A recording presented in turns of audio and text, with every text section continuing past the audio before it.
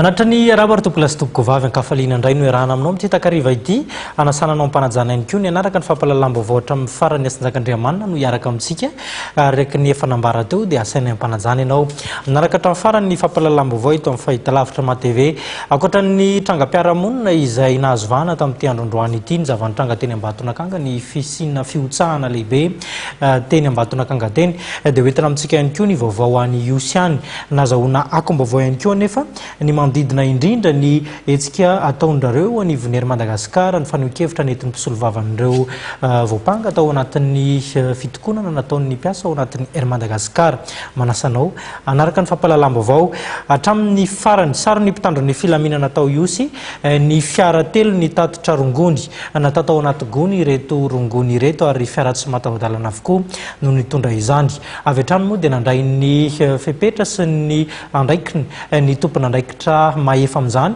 dia ny mpitandro ny filaminana zany. Fiara tsy mataho-dalana telo no nisakana ny polisy-pirenena tany amin'ny lalam-pirenena fahafito tao Iosy faritra Iorombe androany. Araka ny vaovao azo avy any an-toerana dia nitondra rongony telopolo amby zato gony izay mahazaka 80 kilao isany avy izy ireo. Marika ny sanina avokoa ireto fiara ireto, double cabine ny iray ary safari kosa ny roa hafa. Avy any amin'ny faritra Tsimnosy izy ireto ka nitody ho aty an-drenivohitra dia izao voasakana izao. Ka dia notazoma avy hatrany ny fiara sy ny mpandeha tao anatiny anaovana fanadihadiana. Nahitana irony famantarana misy saina kely mirehitra jiro irony ny fiara iray, marika fa an'ny minisitra na ny depute ny tompony. Fa na inona izao ny proof fa manao trafika ny mpitondra antsika. Manaroatra ny toerana misy azy ireo ka manangona vola maloto ao an-damosiny malagasy. Ny mampalahelo raha na minisitra ireo fiara ireo dia tsy dila akory ndray volana eo amin'ny fitondrana dia izao ny vokatra.